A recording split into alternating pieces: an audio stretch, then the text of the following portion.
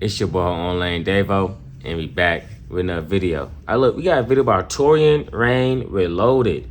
How Hollywood glorifies the criminality of whiteness. Now, we already know how the media likes to portray certain individuals in a particular way to fit a certain narrative, especially when it comes to crime, poverty, drugs, everything under the sun. We know what they do. We're understanding the plot. We're seeing the signs. Now let's get into it and see what Bro talking about. Come on. There's something fascinating about how Hollywood tells stories about crime, especially when the face of that crime is white. From meth dealers to mobsters, scammers to stalkers, white criminality is often presented as genius, misunderstood, ambition, or even a moral journey. Meanwhile, when those same crimes are committed by black people or people who are just non-white, the tone shifts completely. It becomes pathology, danger, or failure. So today I'm going to be taking a deep dive into the... Hey, he ain't lying. When a white person does it, it's a rite of, what you say, a rite of passage. It's like they just got to do it. Like, this is a part of their journey in life. This is just a chapter in their life in which they're just, you know, living like an outlaw, you know? But when a black person or someone of color do it, it's inherent. You're just a criminal. It's within your DNA. There's nothing you could have done about it. That's the mindset of some of these people. That's how they try to portray it in the media, you know? And people still believe it. Shows and films that glorify white criminality, how they do it, why it works on audiences, and what it reveals about America's love affair with the white outlaw. The story often starts the same way. A white man down on his luck pushed into crime by circumstance.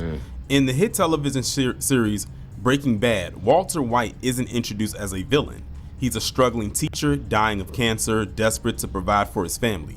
That framing immediately disarms the viewer. His criminality becomes a symbol of resilience, intellect, and even masculinity. Contrast that with how media often treats black drug dealers rarely as desperate providers or fathers, but as inherently violent or morally lost. Breaking Bad constructs... Yeah, see, they try to make it seem as if they make it seem with the white characters that this is just something that must be done, that this is their path through. But when it's a black person, it's an active choice that we're taking. And when we take a further step out and we go in the real world, we see it in the media and how they portray us. You know, when one black person does something on the news or whatever like that, it gets placed on every black person. All right, we gotta prove that we're not like that person on the news. But when it's a white person or someone else, they don't get judged off of the actions of another white person, right? So they get to be individualistic, but we have to be judged as a collective. So now we're already fighting an uphill battle because we're playing a game that they don't even want to play. They want us to judge them as individuals, but they're not judging us as individuals. You know, they lump us in with the bad characters of our community, but we never lump them in with the bad characters of their community. But then when we start doing things like that, and when we start fighting fire with fire, it becomes an issue of, oh, you're just perpetrating the same thing that they're doing this, be the bigger person, all that stuff. But it's like, no, if we're collective, y'all collective. If our community needs to get some fixing, your community needs some fixing. As simple as that. Empathy through whiteness. We are invited to understand Walt and not condemn him. The show's aesthetic, which is clean cinematography, meticulous planning sequences, and clever writing, turns meth cooking into an art form. It becomes cool and not corrupt. Walter White becomes a mastermind and not a menace. That's the first layer of glorification. White-collar crime is Hollywood's favorite playground. In the film Wolf of Wall Street, Jordan Belfort's crimes are framed as both exhilarating and hilarious. The energy of the films mirrors the cocaine-fueled chaos of Wall Street's excess. Martin Scorsese directs with adrenaline, audiences cheer as Belfort scams investors. Leonardo DiCaprio's charisma plays a crucial role. Viewers... Like, bro is out here scamming niggas. Scamming. But then these will be the same people that want to get rid of food stamps because one or two people, not one or two, but a certain percentage of people are committing fraud on it. But they'll go sit up, kick their feet back, watch this movie with a smile on their face. Like, yeah, man, if I was in this position, I'd do the same thing. Yeah, we know you would. So why are you trying to make it seem like you on some high moral ground than someone else? There's gonna be people out here who's gonna find a way to escape by the system that we have in place. It is what it is. You know, there's people that put a lot of study and time into shit like that. You know, yeah, it's probably easier to get a regular job, but they want to use their talents for stealing shit and scheming, just like Leonardo DiCaprio used his talents to scam niggas and finesse niggas out their money, live it up, doing coke, doing drugs, all type of shit. But he's looked at as some type of hero, some type of alter ego. But the person in the hood doing that, they're looked at as a nuisance. They're looked at as a criminal. It's all perspective, I guess. Aren't watching a con man, they're watching a rock star. The camera fetishizes his wealth, the yachts, the women, the parties, and so on and so forth. Crime becomes aspiration and not condemnation. Right. Similarly, in films like Catch Me If You Can, it mythologizes Frank Abagnale Jr. as a prodigy of deception. The film treats forgery and fraud as clever rebellion. Tom Hanks' FBI agent becomes less of a pursuer and so it's clever that he could finesse his way on the planes and do all that stuff, but it's not clever when Brody from down the block is able to get you an extra 1,000 back on the tax returns. It's not clever that he could do that. He just a fucking scum of earth, right? Hey man, it's all hypocrisy. It's all hypocrisy, bro. It's since the beginning of time, to be honest. That's what it is. Since the beginning of time. They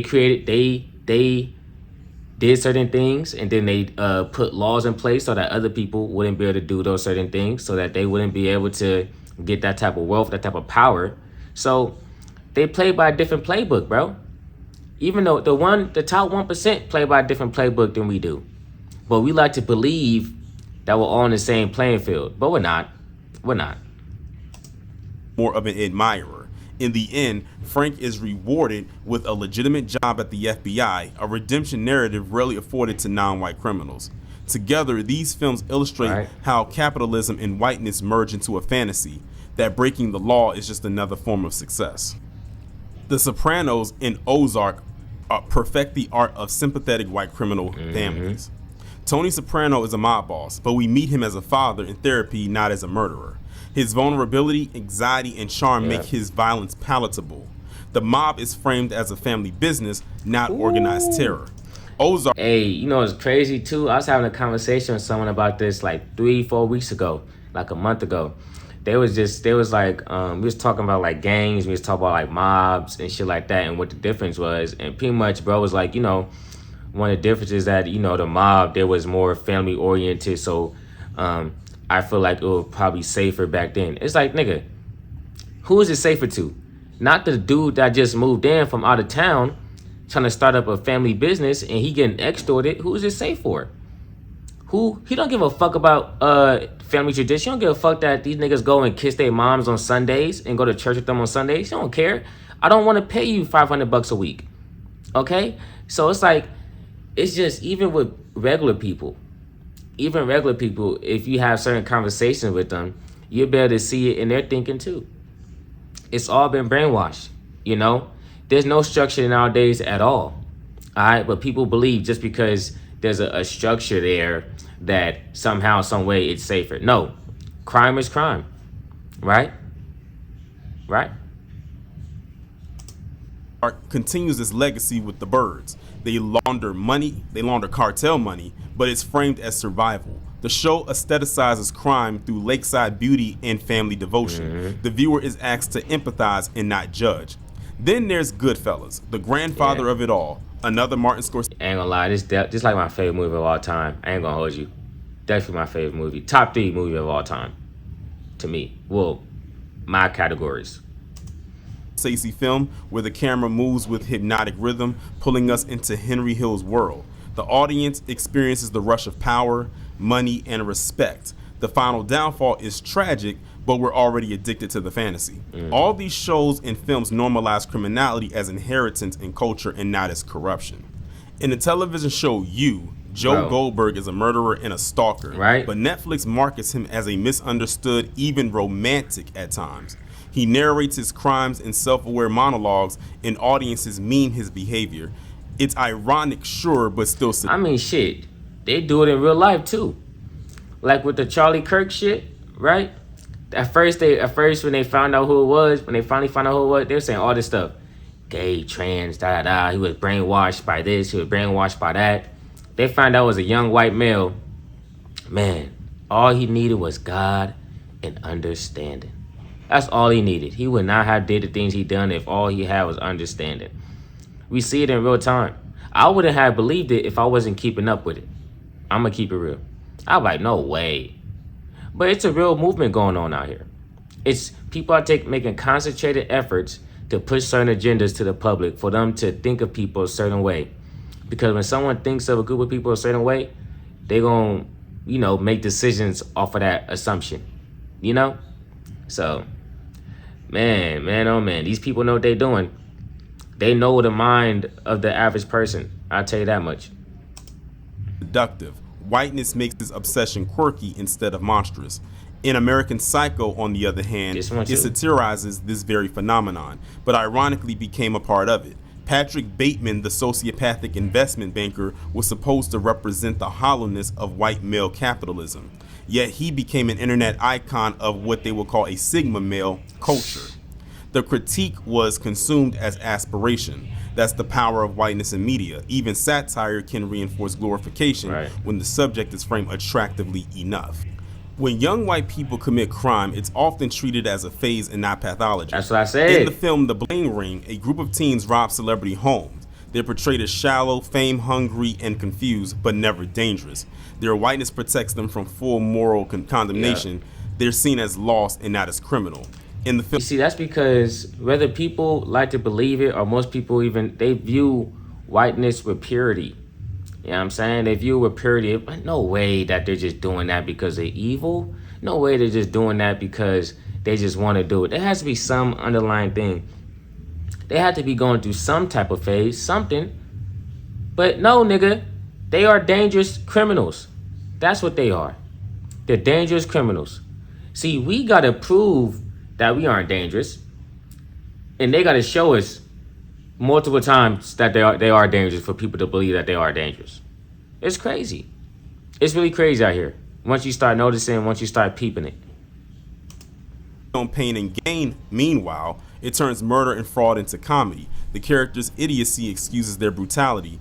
People will laugh and not recoil. White criminality then becomes nothing more than just entertainment. Here's the uncomfortable truth. If these same stories starred black characters, they'd be categorized as urban crime dramas, not prestige television. Breaking Bad would become Snowfall, and The Sopranos would become Power. The difference isn't quality, it's perception. The white criminal gets layers, complexity, and redemption arcs. The black criminal gets cautionary tales and a moral downfall. That's not a coincidence, it's cultural bias reinforced through decades of media conditioning. This double standard teaches audience who to empathize. You know, it's crazy too. They have been doing this since the beginning of time. Since the beginning of time. I forgot what film it was. One of like the first films. Oh my gosh. I don't even want to say it because I'm gonna have to find it. But they've been doing this, pushing this propaganda shit for a very long time. And as technology advances, the more propaganda is gonna propaganda. With who to forgive and who to fear. The glorification of white crime is not just an aesthetic, it's very ideological. It normalizes white defiance as rebellion and frames non-white defiance as a threat. Hollywood has mastered the art of making white crime look cool, whether it's the suburban meth lab, the Wall Street scam, or the mobster's therapy session. Crime becomes a stage for white complexity. The same actions when done by non-white characters become a spectacle of danger. So the next time you find yourself rooting for the anti-hero, ask yourself this question.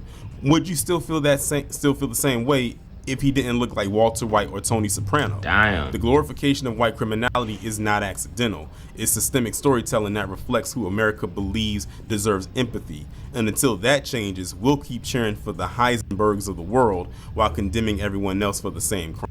Damn. Hey, shout out, bro, for the video. You did your thing. This was a pretty good video because it's true. It's true. We see it every single day. We see it in the media. We see it in ads. We see it everywhere, you know? And next time I watch a movie, I'm going to keep that in mind. I'm going to try to keep that in mind to see where my brain go. Because the only way for you to change how you think is to acknowledge that your thinking needs change. And with that, I'm gone. Peace.